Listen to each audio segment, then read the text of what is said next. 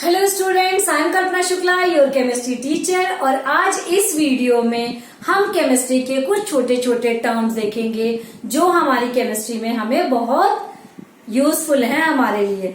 तो आज हम देखेंगे आइसोटोप, आइसोबार, आइसोटोन्स, आइसोटर, आइसोइलेक्ट्रिक। ये छोटी छोटी टर्म्स क्या हैं और इसकी मीनिंग्स क्या होती हैं। तो चलिए शुरू करते हैं पहले आइसोटोप से।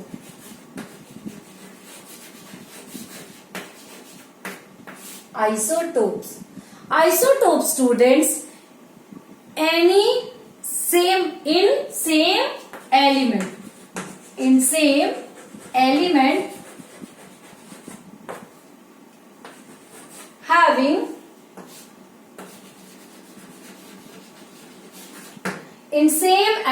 having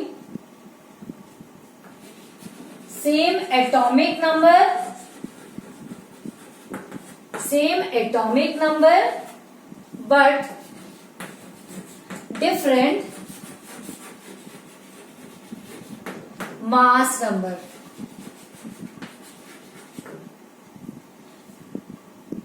सेम एलिमेंट के जो एटम है उनका क्या होता है, एटॉमिक नंबर तो सेम होता है लेकिन उनका जो मास है वो डिफरेंट होता है, उसे हम बोलते हैं आइसोटोप्स। ये डिफिनेशन बड़ी कंफ्यूजिंग सी लग रही होगी आपको, लेकिन जैसे ही हम एग्जाम्पल से क्लियर करेंगे तो आपको एकदम क्लियर हो जाएगा। तो पहला एक छोटा सा एग्जाम्पल हम लेते हैं, हाइड्रोजन। बच्चों, हाइड्रोजन के 3 आइसोटोप्स होते हैं, 3 आइसोटोप्स। ये हुए, इनका जो एटॉमिक नंबर है वो 111 ही होता है, क्योंकि किसी भी एलिमेंट का एटॉमिक नंबर वही होता है, क्योंकि ये यूनिक नंबर होता है। हर एलिमेंट का अपना एक एटॉमिक नंबर होता है जो दूसरे से मैच नहीं करता। तो हाइड्रोजन के जो तीनों एटम है इनका एटॉमिक नंबर तो सेम है 111, लेकिन इसका जो मास नंबर है वो डिफरेंट होता है। पहले वाले का मास नंबर हम लिखने का टर्म क्या होता है, जैसे ये एक एलिमेंट है, हमने इधर लिखा इसका एटॉमिक नंबर, इसका मास नंबर हम ऊपर लिखेंगे इधर, या हम इस तरफ भी लिख सकते हैं, कई बुक में इधर भी लिखा हुआ होता है। तो हम इसका मास नंबर लिखते हैं 1 2 3, ये होता है इसका आइसोटोप। हाइड्रोजन तो ये तीनों है लेकिन इसके मास नंबर डिफरेंट है, एटॉमिक नंबर सेम है लेकिन इसका जो मास है वो डिफरेंट है। वो कैसे होता है ये हम यहाँ पे देख लेते हैं। सपोज अभी हमें पता है कि एटॉमिक नंबर को हम किससे डिनोट करते हैं, एटॉमिक नंबर को हम Z से डिनोट करते हैं। तो इसका Z क्या हो गया 1, इसका भी Z क्या हो गया 1, इस वाले का भी Z 1 हो गया।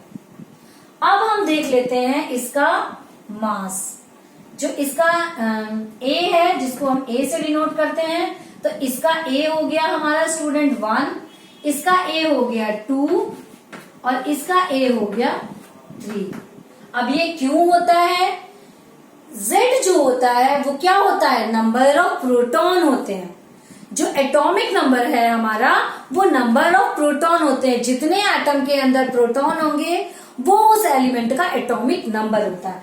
तो number of proton P1 P1 and P1, तीनों में जो क्या होंगे P एक ही होते हैं। और हमें ये मालूम है जितने प्रोटॉन होते हैं एटम के अंदर उतने ही इलेक्ट्रॉन होते हैं। क्लियर। तो यहाँ पे हमारा इलेक्ट्रॉन क्या होगा 1, इलेक्ट्रॉन 1, देन इलेक्ट्रॉन 1। अब क्या बचा हमारे पास, न्यूट्रॉन। तो अब हम न्यूट्रॉन देख लेते हैं। अब इस हाइड्रोजन पे हमारे न्यूट्रॉन कितने हैं, न्यूट्रॉन 1 में से 1 जाएगा, जब A में से 1 में से 1 जाएगा तो न्यूट्रॉन के नंबर 0, 2 में से 1 गया तो न्यूट्रॉन 1, 3 में से 1 गया तो न्यूट्रॉन के नंबर 2 हुए। मीन्स आइसोटोप्स, ये क्लियर हुआ कि आइसोटोप किसकी वजह से होते हैं, हमें मिलते हैं different number of neutron. Number of neutron के जो डिफरेंट अमाउंट्स होता है उसके कारण ही हमें आइसोटोप्स मिलते हैं। तो अब ये क्लियर हो गया। इन सेम एलिमेंट में होता है वो दूसरे एलिमेंट में नहीं होगा। In same element same atomic number but different mass number. और मास नंबर किसकी वजह से डिफरेंट होता है? इस न्यूट्रॉन की वजह से डिफरेंट होता है। मीन्स इन तीनों हाइड्रोजन में न्यूट्रॉन के नंबर हैं वो एकदम डिफरेंट होंगे। Clear?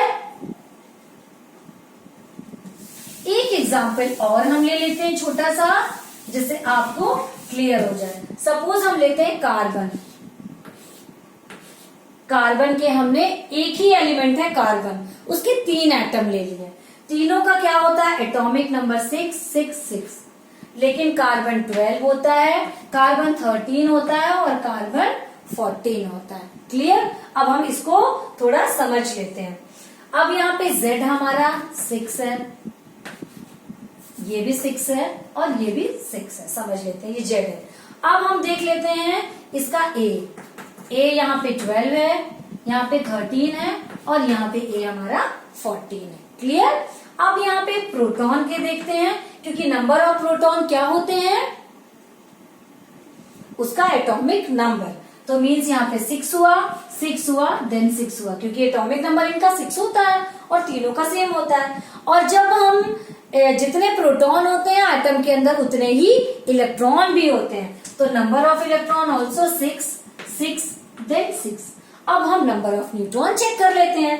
Number of neutron 12 minus 6, तो यहाँ पे न्यूट्रॉन कितना होगा? 6। लेकिन यहाँ पे 13 माइनस 6 तो 7 हुआ और 14 माइनस 6 तो 8 हुआ। मीन्स इस कार्बन के 3 जो आइसोटोप्स हैं उसमें नंबर ऑफ न्यूट्रॉन्स जो हैं वो डिफरेंट होते हैं। इसी वजह से इसके 3 आइसोटोप्स होते हैं, 3 आइसोटोप्स होते हैं। क्लियर? अब हम देख लेते हैं नेक्स्ट आइसोबार्स। आइसोबार्स क्या होते हैं? इसमें तो हमने देखा कि एटॉमिक नंबर सेम होता है और मास नंबर डिफरेंट होता है। अब हम इसमें देख लेते हैं element having same atomic mass. Isobar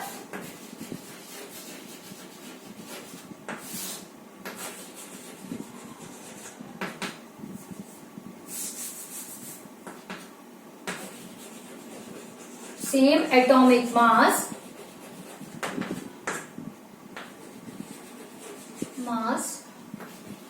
but different element having same atomic mass but different atomic number।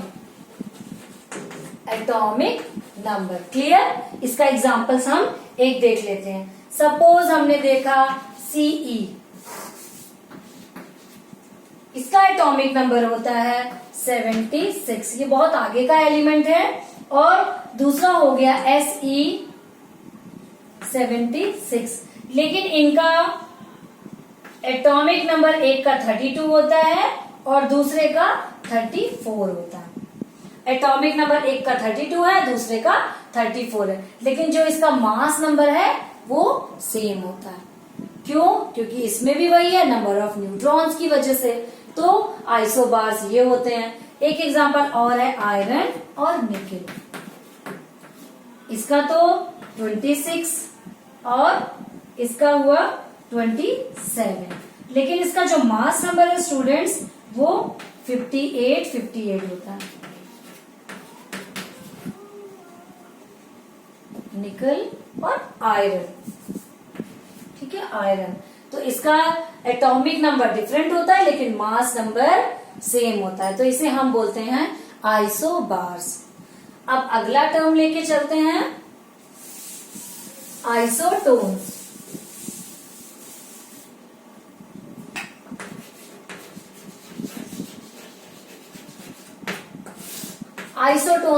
Isotones में इसमें क्या होता है? The element having the same number of neutron. Same number of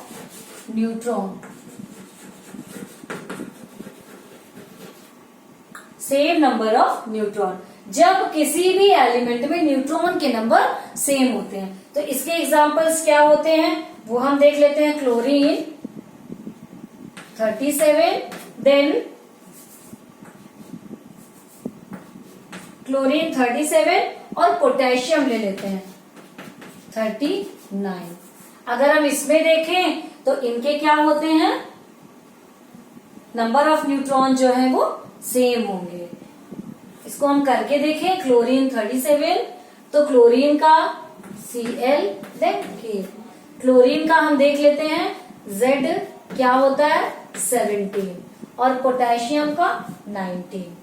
ठीक है, एटॉमिक नंबर। अब इसका मास A जो है 37 और K 39। अब नंबर ऑफ प्रोटॉन इसमें 17 है और इसमें नंबर ऑफ प्रोटॉन कितने हैं 19 है। तो इलेक्ट्रॉन हमारे पास कितने होंगे बच्चों, यहाँ पे इलेक्ट्रॉन भी सेम होंगे 17 एंड 19। अब हम देख लेते हैं नंबर ऑफ न्यूट्रॉन। तो नंबर ऑफ न्यूट्रॉन मीन 37 में से 17 गए तो 20। अब यहाँ पे हम देख लेते हैं 39 से 19 गए तो नंबर ऑफ न्यूट्रॉन 20। मीन्स दोनों के नंबर ऑफ न्यूट्रॉन सेम आ रहे हैं। क्लियर। तो क्या होता है, isotones element having same number of neutrons, तो हम उसे बोलते हैं आइसोटोन्स। क्लियर। यहाँ पे देखा क्लोरीन का भी 20 आ रहा है और पोटेशियम का भी 20 आ रहा है। क्लियर। अब हम देख लेते हैं आइसो इलेक्ट्रिक। आइसो इलेक्ट्रिक क्या है, या आइसो इलेक्ट्रॉनिक, दोनों हम बोल सकते हैं।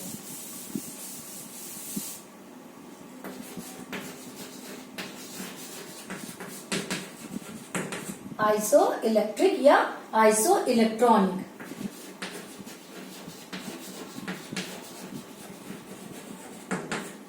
आइसो इलेक्ट्रॉनिक, ठीक है। अब हम देख लेते हैं जब इनका एटॉमिक जो उसमें नंबर ऑफ प्रोटॉन है वो सेम हो जाते हैं। अब हमें देखेंगे कि कैसे ये होता है भाई।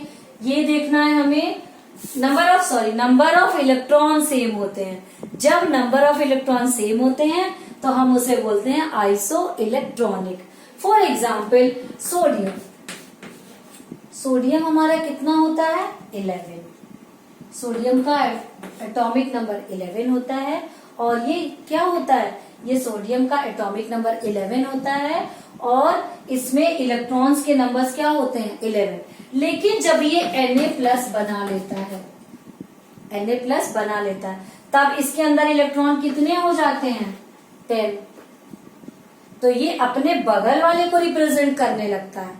क्लियर। ये अपने बगल वाले को रिप्रेजेंट करने लगता है। फॉर एग्जाम्पल अगर हम देखें ऑक्सीजन 2-, ठीक है, ऑक्सीजन 2- मीन्स इसका 8 इलेक्ट्रॉन है इसके अंदर, लेकिन इसने 2- कर लिया मीन्स इसके अंदर 10 हो गए, इक्विवेलेंट टू Na+, इक्वल हो गए। दोनों में इलेक्ट्रॉन कितने हैं, इसमें भी 10 इलेक्ट्रॉन, इसमें भी 10 इलेक्ट्रॉन। क्लियर। तो ये हो गया हमारा आइसो इलेक्ट्रिक या आइसो इलेक्ट्रॉनिक। अब एक और टर्म याद आ रही है मुझे, वो भी मैं आपको क्लियर करा दूं, आइसोटर्स।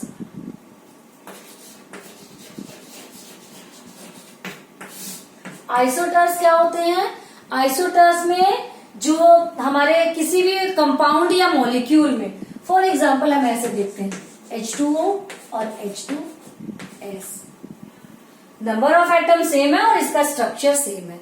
जब किसी भी मॉलिक्यूल या कंपाउंड में नंबर ऑफ एटम सेम होते हैं और उसका स्ट्रक्चर सेम होता है तो हम इसे बोलते हैं आइसोटर्स। अब HOO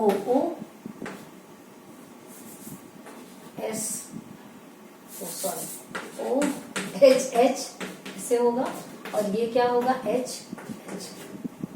क्लियर। अब हम देख लेते हैं अमोनिया NH3 BF3, ये हो गया। अब यहाँ पे नाइट्रोजन, अब इसमें 3 लगे हुए हैं H और हमारा B F। ठीक है। तो आइसोटर्स क्लियर, एग्जांपल से एकदम क्लियर हो गया होगा। आइसोटर्स उसे बोलते हैं जब उस मॉलिक्यूल में नंबर ऑफ एटम सेम होते हैं। इसमें कितने एटम है 1 2 3, 2 हाइड्रोजन और 1 ऑक्सीजन, 2 हाइड्रोजन 1 सल्फर, और इनका नंबर ऑफ एटम सेम होते हैं और इनका स्ट्रक्चर सेम होते हैं, तो हम उसे बोलते हैं आइसोटर्स। पढ़ते रहिए, फिर मिलते हैं नेक्स्ट वीडियो में।